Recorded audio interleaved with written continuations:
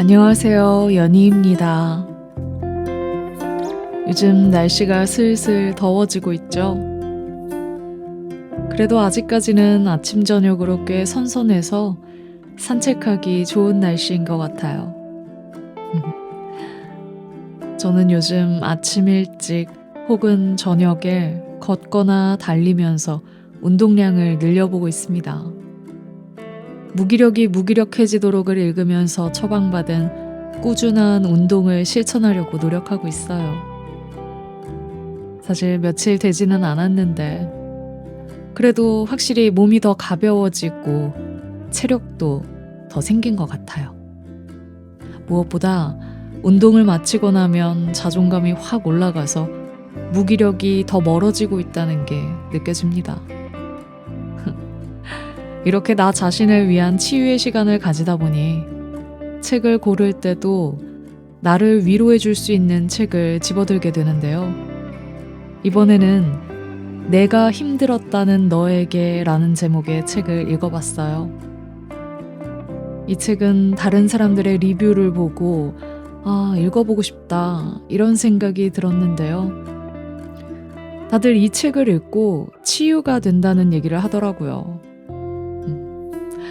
그래서 읽어보니까 저 역시도 이 책을 읽으면서 다른 사람의 솔직한 경험을 통해 내 삶을 위로받는 느낌이 들었습니다. 작가님이 글로써 자기 성찰을 하면서 삶을 배워나가는 모습을 보니까 저도 함께 자기 성찰을 하게 되더라고요. 작가님이 책에서 글을 쓴다는 건 자기 자신을 알아가는 과정이라고 하셨는데 저도 그 말에 너무 동의하면서 저도 글을 쓰고 싶다는 생각을 했어요. 부끄럽지만 얼마 전에 브런치 작가 신청에 실패를 했거든요. 그래서 '나는 글 쓰는 건 아닌가 보다.' 그랬는데 다시 한번 도전해 보고 싶다는 생각이 들었습니다. 사실 꼭 작가가 돼야 되는 건 아니죠.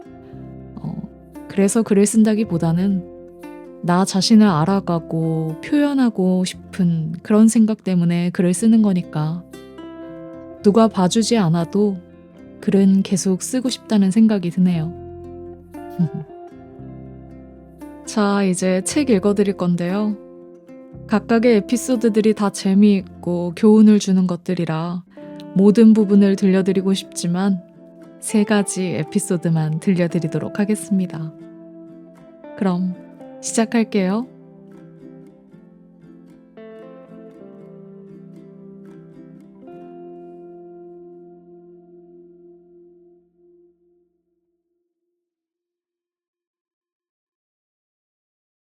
부러워도 지지 않는 관계. 친구 A는 2번째 결혼을 앞두고 있다. 부부 사이의 일은 제3자가 알 수 없다고는 하지만 A의 전 남편은 기본적으로 무책임했다. 결혼 생활이 순탄치 않다는 건 대충 눈치를 채고 있었는데 5년 전 A는 그 결혼 생활에 어렵게 종지부를 찍었다. 이혼 후에도 고단한 삶은 계속됐다. 경력 단절로 취업에 어려움을 겪다가 겨우 들어간 곳은 한 기관의 콜센터였다. 4대 보험이 되고 대출이 가능하다면서 그것만으로도 한숨 돌린다고 말은 했지만 150만 원 정도의 월급으로는 아들과 함께 생활하기가 빠듯해서 퇴근 후에는 과외 아르바이트까지 뛰었다. 고단한 삶은 끝나지 않을 것만 같았는데 그랬던 A가 다시 사랑을 시작한 것이다. 두 사람을 연결해준 친구의 말을 들으니 상대방이 성실하고 경제적으로도 안정적인 사람이라고 해서 일단 안도했다. 그 이후로 A의 연애 상황을 간간히 듣기만 하다가 오랜만에 만난 자리에서 달라진 A의 모습을 보고 깜짝 놀랐다. 사랑을 주고받는 이의 얼굴은 얼마나 빛나던지. 20대 이후로 처음 보는 A의 행복하고 자신감 있는 얼굴이었다. 누구를 만나느냐에 따라 삶은 미묘하게 달라진다. 그와의 결혼 생활에서도 분명 짊어져야 할 몫이 있을 테지만 자신의 삶에 책임을 다하며 살아낸 A의 얼굴이 오랜만에 활짝 핀 걸 보니 무조건 좋았다. 그날 우리는 A의 새 출발을 왁자지껄하게 축하했다. 그러다 주제가 자연스럽게 결혼을 안 한 나에게로 향했다. 오래된 친구들이라 나에게 결혼에 대해서는 가타부타 이야기를 안 한 지 꽤 됐지만 이날은 상대적으로 내가 큰 걱정거리로 느껴진 모양이다. 애정어린 현실 조언을 듣고 집에 오는 길, 난데없이 쓸쓸해졌다. 친구가 좋은 인연을 만난 것에 대한 안도감이나 흐뭇함과는 별개의 감정이었다. 분명 나름 잘 지내고 있었고, 이 정도면 괜찮은 거라고 만족하는 일상이었는데, 갑자기 부족한 삶으로 둔갑했다. 한 친구에게 농담 반 진담 반으로 A가 부럽네 하고 문자 메시지를 보냈더니 금세 부러우면 지는 거야 라는 답이 돌아왔다. 가벼운 농담이라는 걸 알면서도 순간 내가 친구들 중에 제일 끝에 서게 된 것 같고 왠지 무언가에 진 것 같았다. 당황스러운 감정이었다. 진정으로 행복한 사람은 타인의 행복을 인정할 줄 아는 법이다. 당신과 나는 같지도 않고 같을 필요도 없다. 행복의 이유도 다를 것이고 그것을 의심할 필요도 없다. 행복한 사람은 누구보다 행복의 이유를 잘 알기 때문이다. 정지우의 행복이 거기 있다. 한 점 의심도 없이 중에서. 젊을 때는 남들이 가진 건 나도 가져야 안심이 됐다. 그래야 뒤처지지 않는 것 같았다.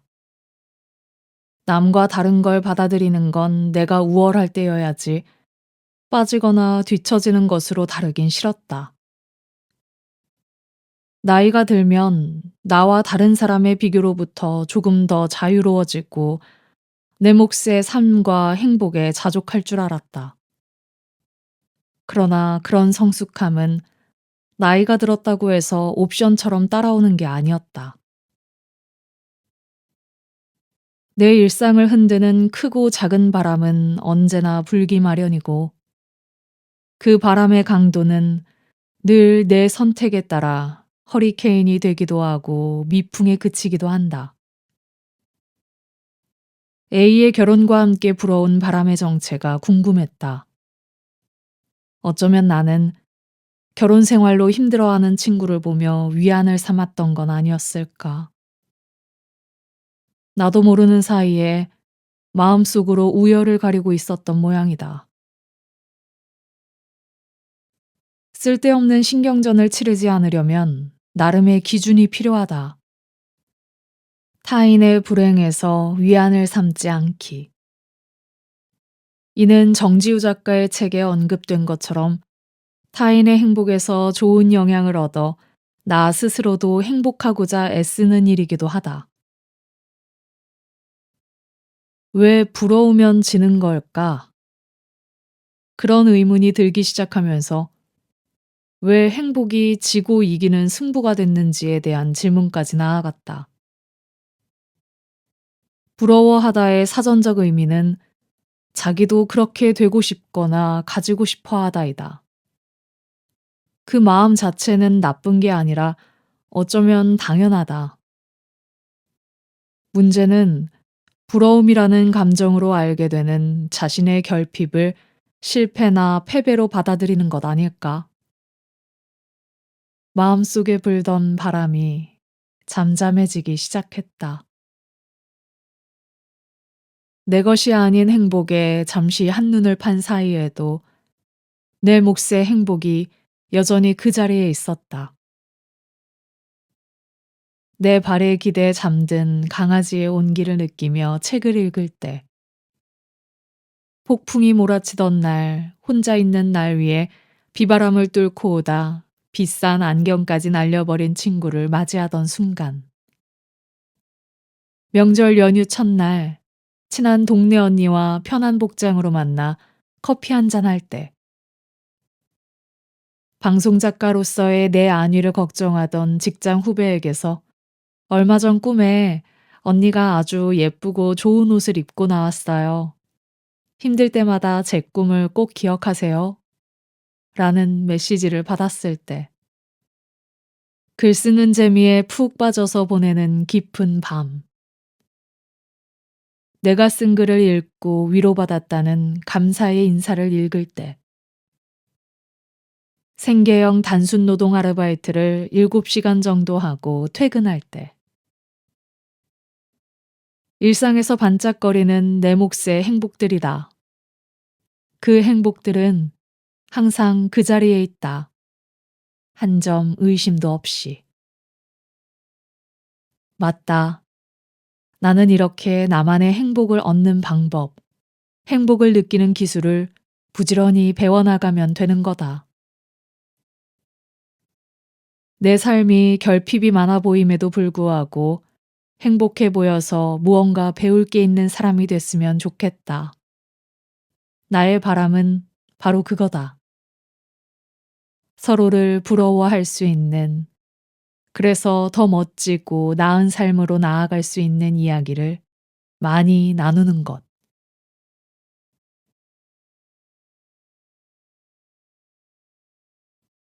내가 힘들었다는 너에게. 30대 중후반에 잡지사에서 팀장으로 일할 때였다. 사장님이 어느 날부터인가 편집팀 막내에게 아침마다 커피 심부름을 시키기 시작했다. 막내 직원이 말을 안 해서 모르고 있다가 나중에서야 알게 됐는데, 그 소리를 듣자마자 목덜미가 뻐근해졌다. 커피 심부름은 당시만 해도 꽤 예민한 사안이었고 상대가 사장이었기 때문에 어떻게 해야 할지 무척 고민했다. 결국 내가 커피를 들고 사장님에게 올라갔다. 나를 본 사장님은 깜짝 놀라더니 이내 알았다는 듯이 "신 팀장이 들고 왔네." 하며 웃으셨다. "네, 우리 누구 씨가 아침에 일이 좀 많아서 제가 올라왔어요. 괜찮으시죠?" 나도 웃으며 사장님에게 커피를 드렸다. 다행히 사장님은 다음 날부터 커피 심부름을 끊었다. 월간지다 보니 야근이 많았지만 팀원들에게 야근을 종용하진 않았다. 내가 일을 더 많이 하는 게 마음이 편했다. 다그치기보다는 들어주고 설득하는 편이었고, 팀원들의 편의와 요구사항은 어지간하면 들어주려고 했다. 사장님이 팀원을 부당하게 평가할 때는 잘하고 좋은 점을 어필하기도 했다. 아부이지만 아부인 티를 내지 않는 선에서 사장님의 기분을 맞추며 꼭 필요한 사항에 대해서는 내 의견을 강하게 주장하기도 했다. 팀원의 결과물을 가로채는 일은 절대 하지 않았고, 팀장으로 뒤에서 애쓴 것들도 일절 생색내지 않았다. 그렇게 나는 이만하면 좋은 직장 선배이고 상사라고 자부했다. 물론 모든 일을 나이스하고 쿨하게 잘해낸 건 아니다. 솔직히 팀장 자리는 당시 나에게는 버거운 자리였다. 그릇이 안 되는 상태에서 팀장이 되는 바람에 과도한 열심을 부렸다. 그만큼 스트레스와 피로도가 엄청났다. 그때 버틸 수 있었던 이유는 두 가지였다. 일단 일을 좋아했고, 믿고 의지할 후배가 있었다. 4살 아래인 그 후배는 전 직장에서부터 알고 지냈는데 이곳에 오고 난 뒤부터 본격적으로 친해졌다. 워낙 성격도 좋고 일도 잘해서 호흡이 잘 맞았다. 내가 사장님이나 다른 팀원들로 스트레스를 받을 땐 그녀에게 하소연할 정도로 의지가 되기도 했다. 그러다 내가 몸이 너무 안 좋아서 사표를 쓸 수밖에 없게 됐을 때 생각지도 못한 일이 벌어졌다. 나는 그만두면서 그녀가 내내 마음에 쓰였는데 어찌된 일인지 그녀는 덤덤했다. 기분 탓이겠지. 이상한 낌새를 내 기분 탓으로 돌렸다. 설마. 그런데 설마가 진짜 사람을 잡았다.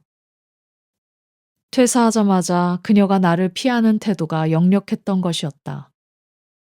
연락도 잘 안 되고 겨우 오는 문자도 사무적이었다.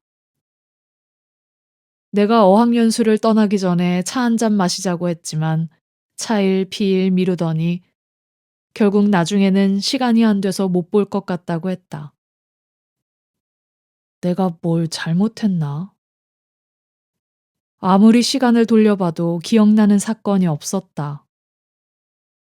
서운함이 가슴에 얹혀서 내려가질 않았다. 안 되겠다 싶어서 메일로 이유를 물었다. 사실 저 언니 때문에 힘들었어요. 답신에 적힌 그 말을 보는 순간 숨이 턱 막혔다. 후배에게 이런 폭탄 선언을 들을 줄은 상상도 못했다. 나는 그녀가 나를 인간적으로도 좋아한다고 철석같이 믿고 있었다. 도대체 뭐가 문제였을까? 내 딴에는 배려한다고 했는데 후배 입장에서는 열정이 넘쳐 야근도 마다하지 않는 팀장이 힘에 부쳤던 모양이다.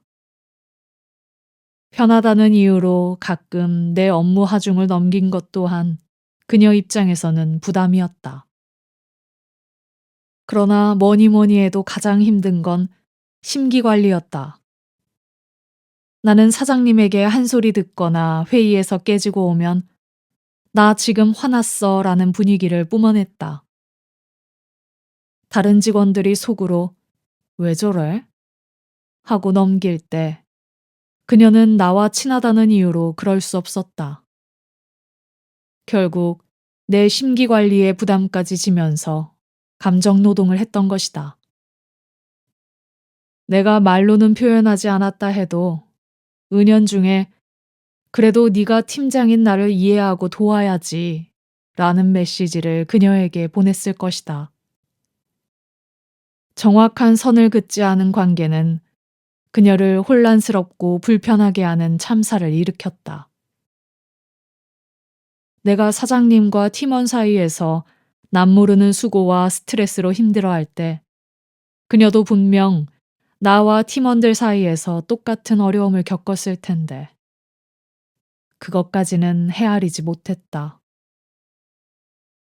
언니가 그만둔다고 하니까 솔직히 해방감이 느껴졌어요. 그녀의 말은 날카로운 칼이 되어 내 마음을 서늘하게 베었다. 골마있던 감정이 터지면서 후배도 자기 감정의 실체를 처음으로 직면한 눈치였다. 시간이 필요하다고 했다. 나를 인간적으로 좋아하는 마음 반, 부담스러운 마음 반이다 보니 그녀 역시 혼란스러웠을 테다. 그 메일을 읽고 마음이 아팠다. 연애하다 헤어졌을 때보다 더 욱신거렸다. 미움과 배신감, 미안함과 후회가 뒤섞여서 회오리 바람을 일으켰다. 그녀를 좋아하고 배려한 내 마음과 노력이 한순간에 부정당하는 것 같아 한동안 충격에서 헤어나오질 못했다. 그곳에서의 시간이 모두 실패로 낙인 찍히는 것 같았다.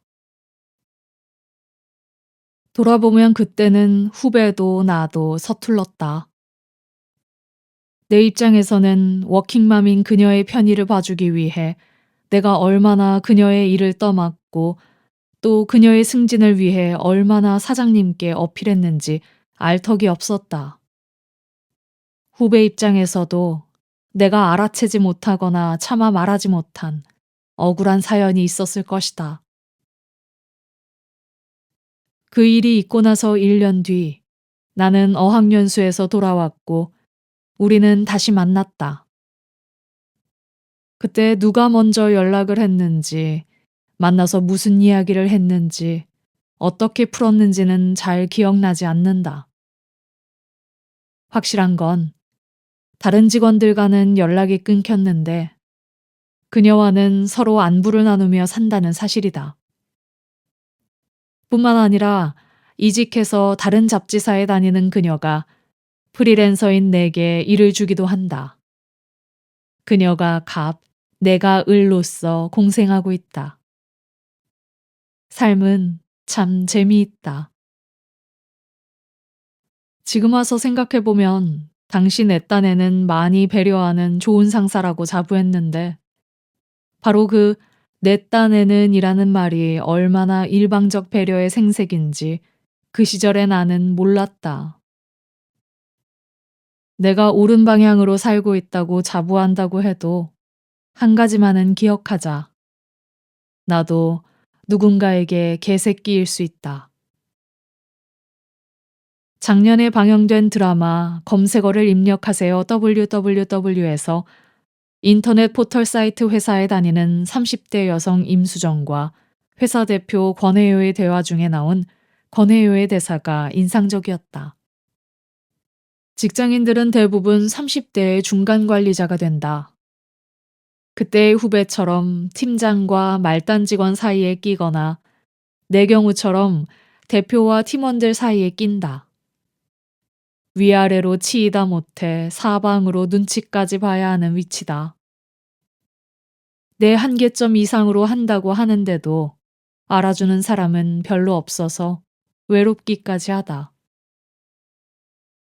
내가 후배일 때는 선배의 못마땅한 모습을 보며 나 같으면 저렇게 안 할 텐데 하면서 반면교사로 삼았다.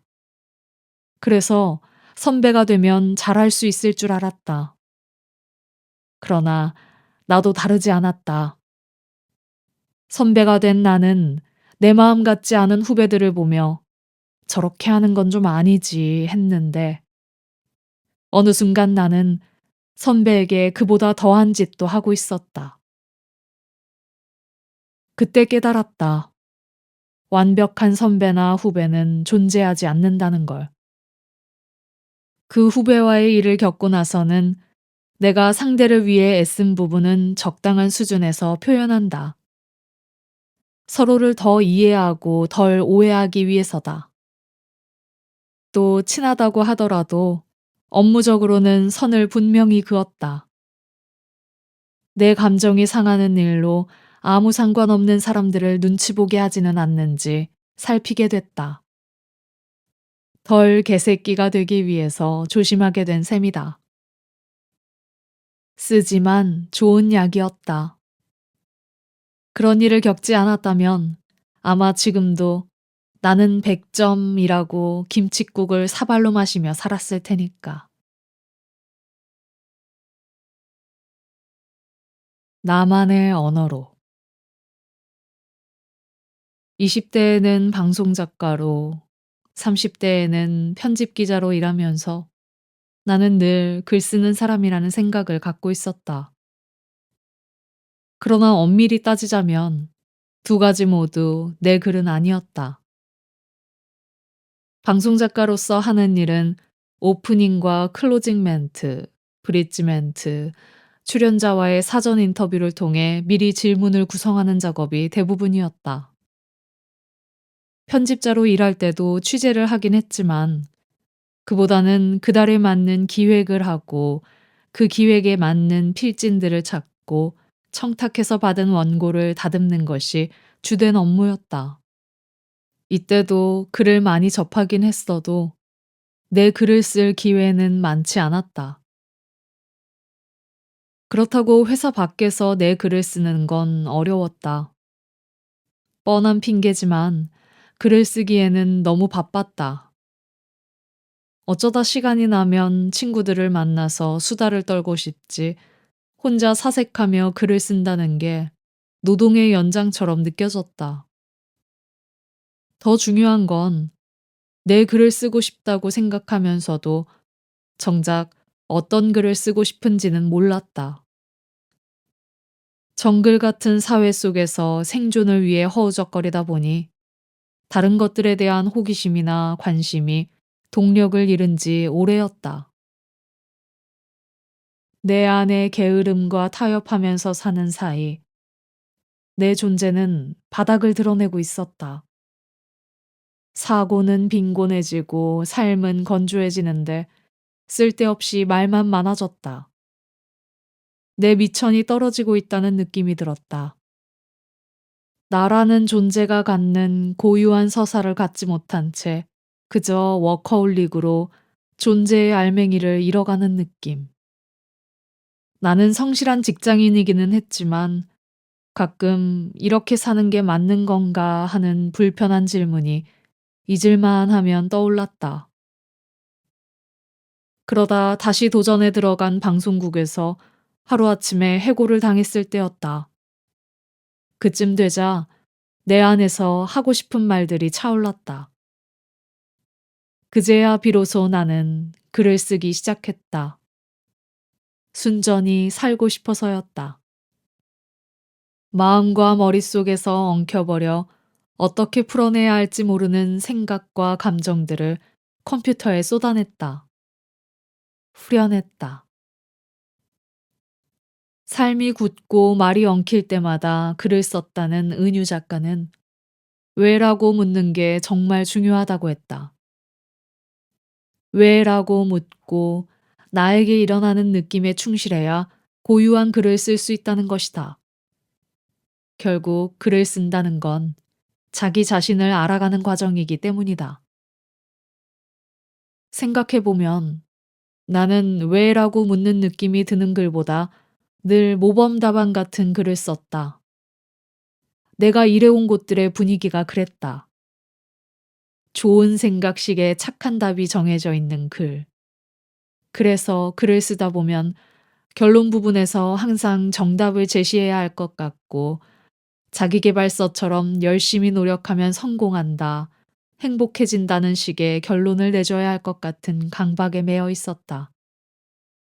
나중에는 그런 나의 글에 내가 질식해 죽을 것만 같았다. 나는 왜라고 묻기 시작했다. 내가 경험한 일들에 대해, 내가 느끼는 감정에 대해. 누구보다 열심히 살았는데 나는 왜 고작 여기일까? 왜 비정규직은 늘 불리한 을이어야만 하는가? 왜 비호는 부족한 성인으로 취급되는 걸까?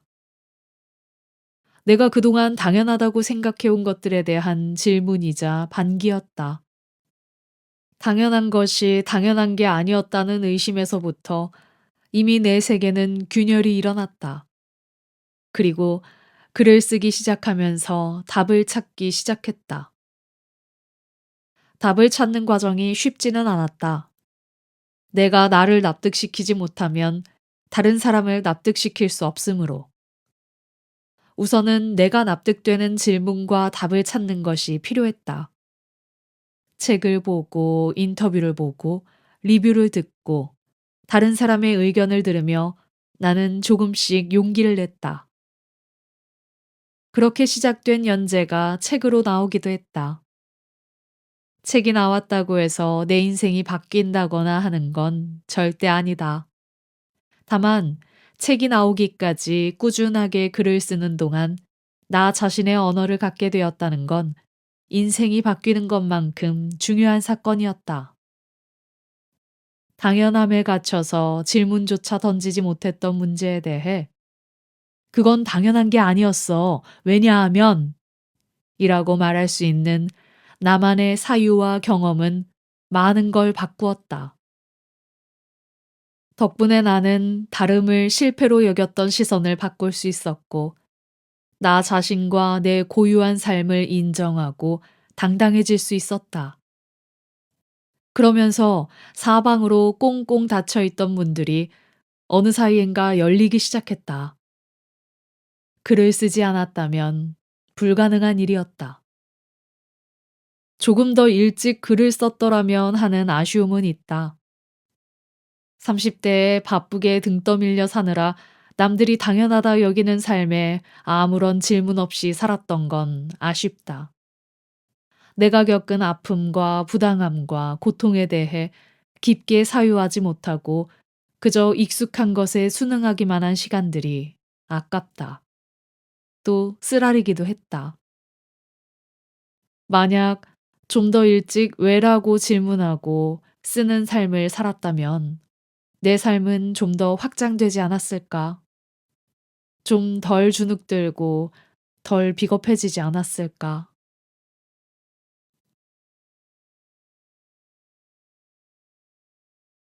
오늘의 낭독은 여기까지입니다. 오늘도 행복한 하루 보내세요.